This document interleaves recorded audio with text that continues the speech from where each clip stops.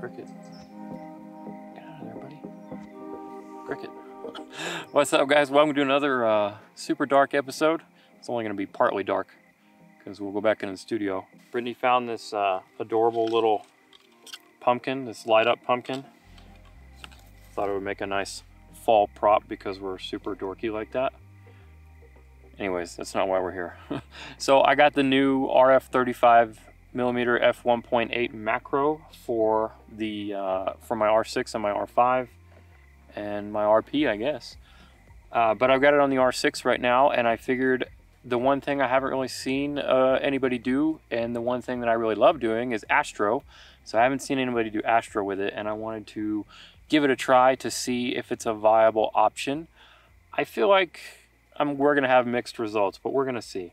So I've got it set up on the R6 right here, and I'm gonna grab a couple of shots.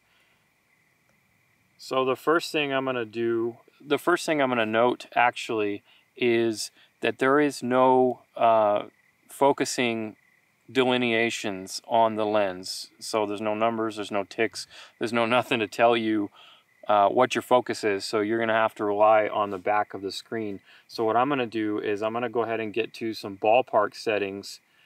I'm gonna go up to 3200 ISO, f1.8, and I'm gonna go up to 8 seconds shutter. I think that's probably a pretty safe ballpark.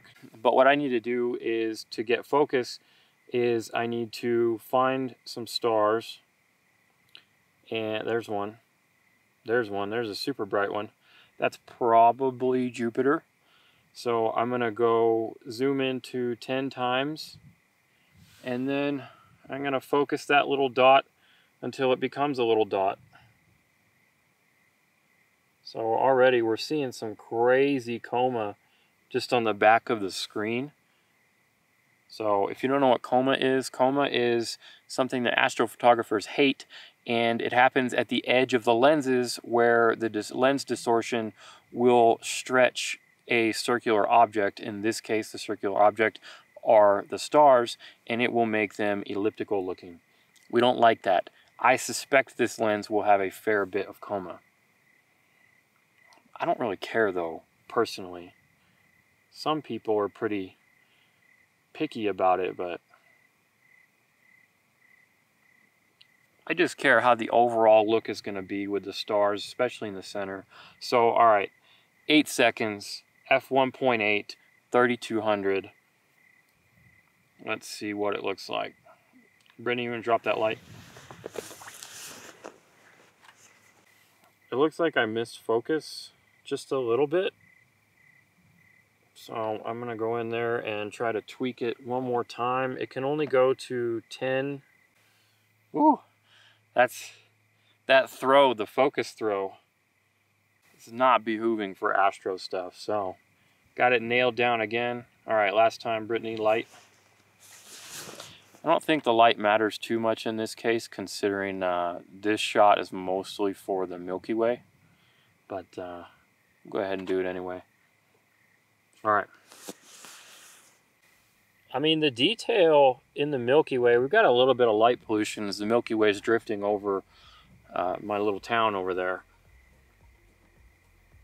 And it's getting late, so it's kind of, the galactic core is going down a little bit. But I think we have enough to work with that I can clean up in post. One more thing that I'm going to do, Brittany wanted a little shot with her pumpkin, so I'm just going to we're going to mess around with the pumpkin for a few minutes. That's not really relevant to this video whatsoever, but if we get a cool shot with that, I'm going to have to focus blend it. Then I'll throw that up at the end, but for now, let's get out of here and get back to the computer, get back to my tea, and we'll check out these images and see in closer detail in Photoshop. So I'll see you in a second.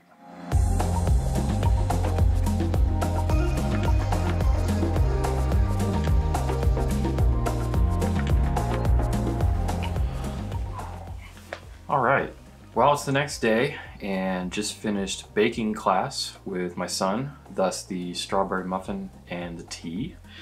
That of course has no bearing on this episode. Set those over there. That is purely for my delight.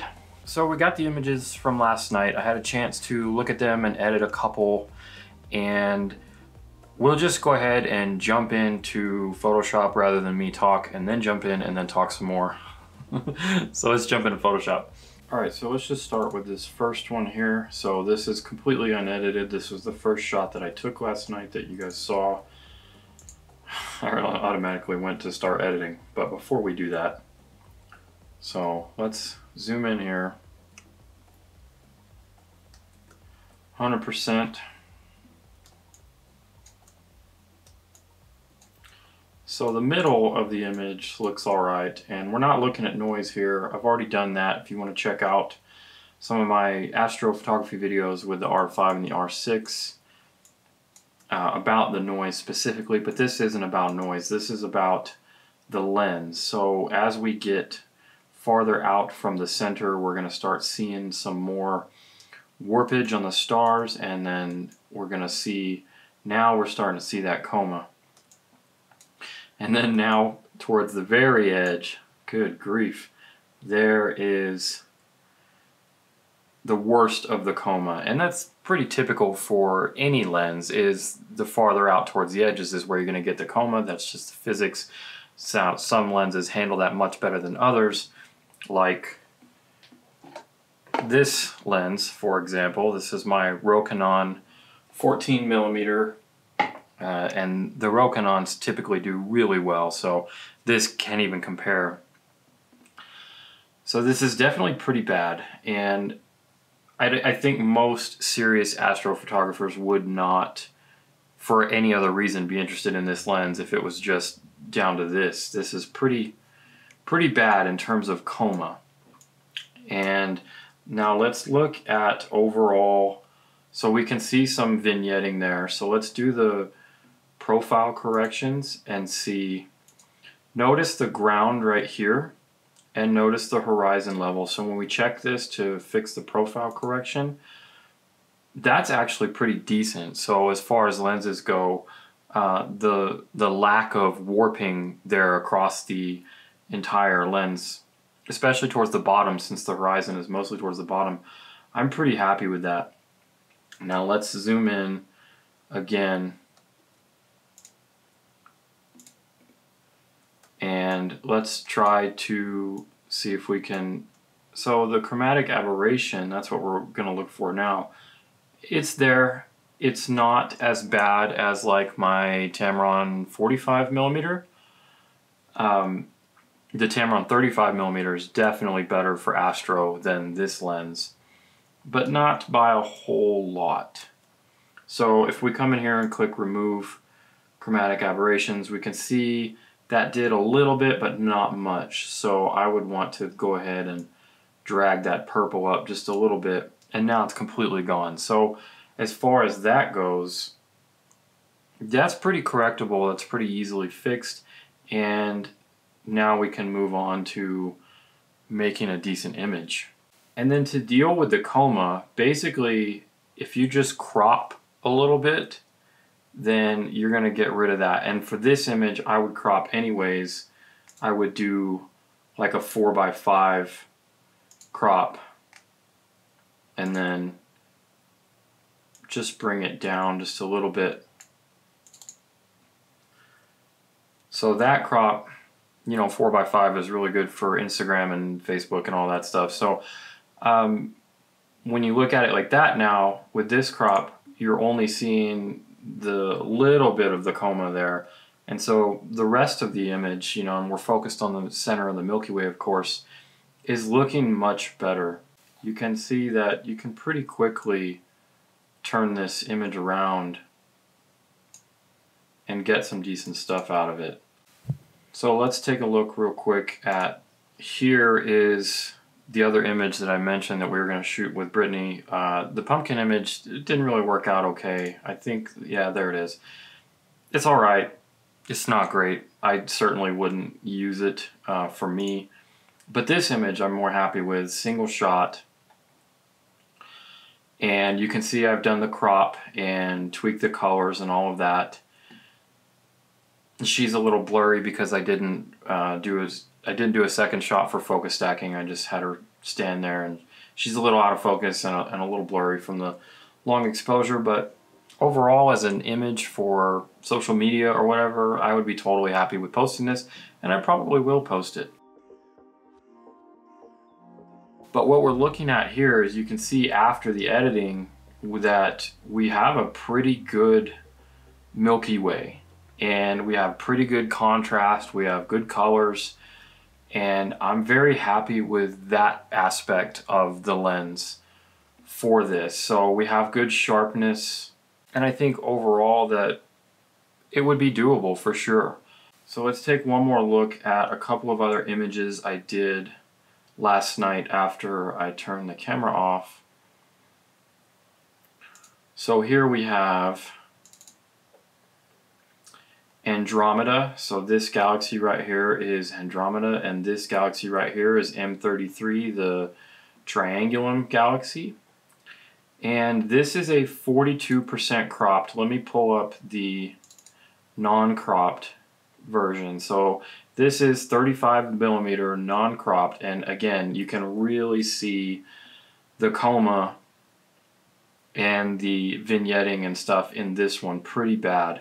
However, when we crop in, we have good resolution on Andromeda and the galaxies there, and I'm relatively happy with that. Again, if you're on a budget, that sort of thing, if you don't have any other fast primes or fast zooms or whatever, I'm happy with knowing that I could take this lens out and get something decent with it.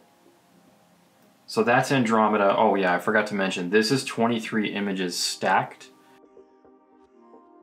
And this one of the Milky Way, this is 57 images stacked. And I am much happier with this one, with the colors, the contrast, the detail. It's pretty decent. I was fighting some pretty heavy by my New Mexico standards light pollution, which is I'm still very lucky to live in a super dark sky, but the Milky Way is a little bit more to the west over a little town, and so I had a little bit of light pollution there, and I also got it a little late because you can see the Pipe Nebula here is being cut off a little bit, and that's definitely an area that I like to focus on. But we have the galactic core here, and we have some of these other clusters and nebula, and overall I think it's a fairly decent image, and I would be happy to post this on social media as well, so I probably will do that. But for serious astrophotography stuff, I probably wouldn't recommend this lens. I would definitely not recommend you buying this lens if you're interested in astrophotography before everything else. I may do another review on this lens for its intended purposes, because as you know, astrophotography is not this lens's primary function. It is a macro, a portrait, a street photography, landscape, you know, that kind of stuff. And for those purposes, I've been really happy with it on all three of my cameras, on the R5, the R6, and the RP. When you put this lens on the RP, it is just stupid light. It's like barely heavier than my phone, it feels like it.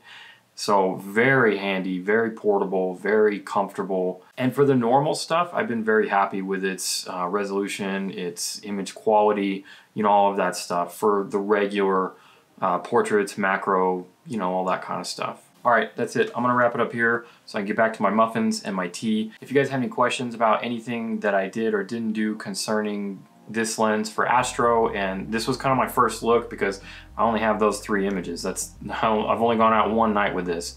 But if you have any questions about any of that stuff that I did, leave those in the comments below and you know I'll answer them. Hit that like button if this video helped you out. Don't forget to subscribe to the channel if you haven't already. I've got new videos every month. Oh, and I've got a couple of workshops that just went live. So if you want to learn more about astrophotography and landscape and time-lapse and wildlife and all that good stuff with me in the field, then check out my workshops. Links down below. You can sign up for the email list. I've got Balloon Fiesta for next year, Olympic National Park for next year, and possibly Scotland coming up for next year as well. So a lot of good stuff. Check that out. And if you like preset packs and you want to streamline your workflow or just get some new editing techniques or anything like that, I've got my preset packs down below. You can check those out. All right, that's it. I'm gonna wrap it up here. I will see you guys in the next episode. Huge thanks if you're still here. I appreciate all the support you guys have been giving me on the channel. I love you guys. I'll see you in the next one.